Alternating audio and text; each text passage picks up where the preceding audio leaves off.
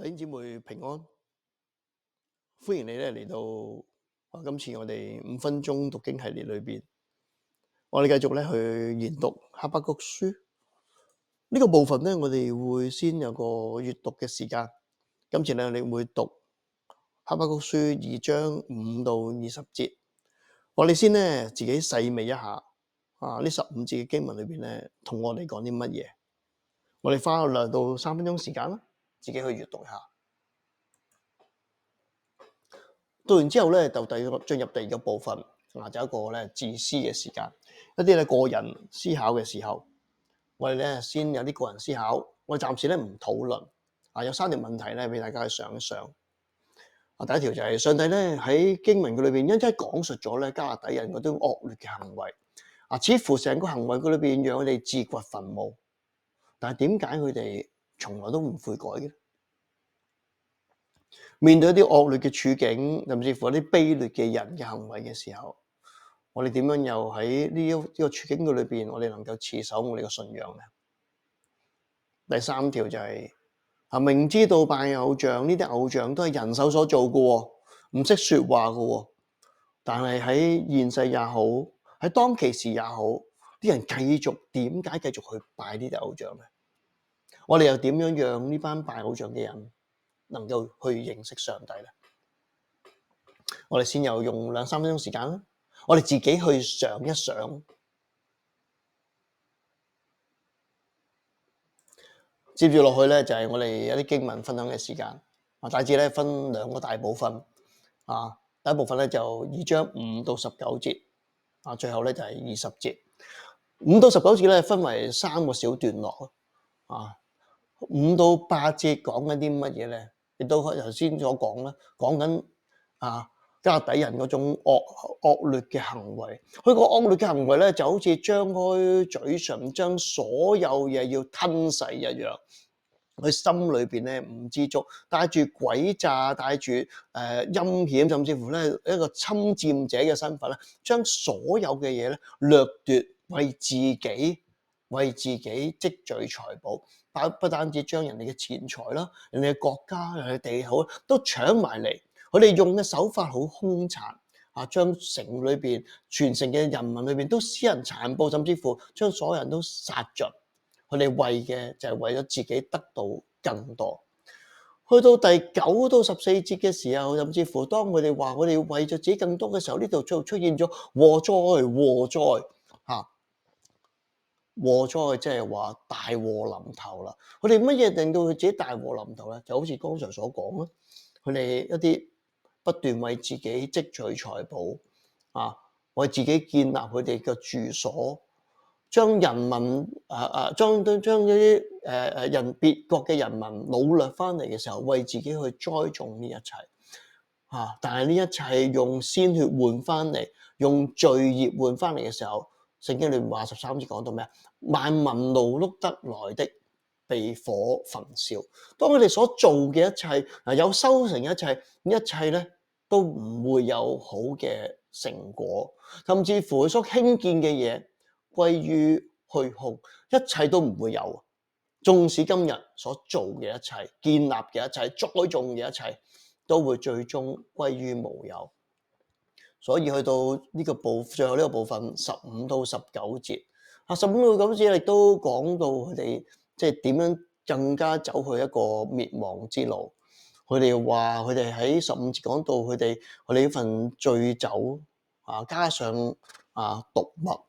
使人喝醉，甚至乎咧就看見他們下體的人。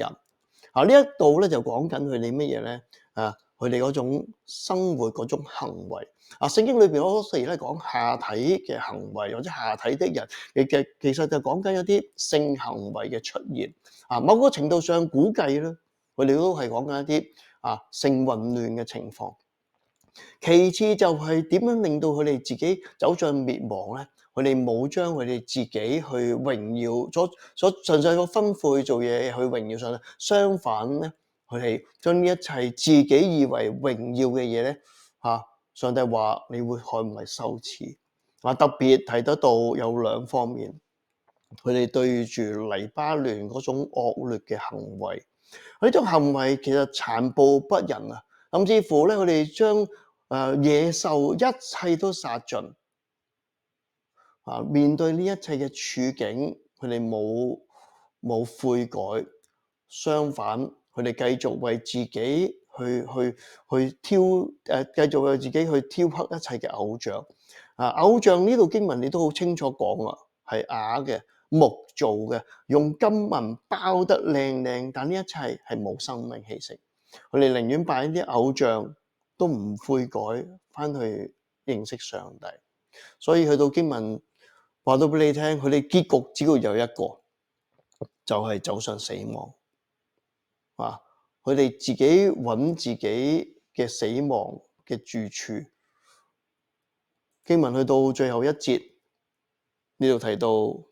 唯有耶和華在他的聖殿中，全地都當在他面前肅靜。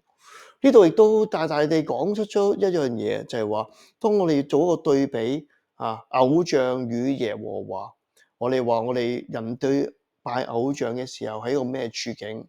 但係今日我哋面對呢個處境嘅時候，我哋都要記緊，我哋喺上帝嘅聖殿裏邊，我哋應當做嘅嘢，就係我哋要肅靜靜默等待，因為上帝嘅吩咐、上帝嘅教訓必然臨到，我哋要安靜等候敬拜我哋天上嘅父。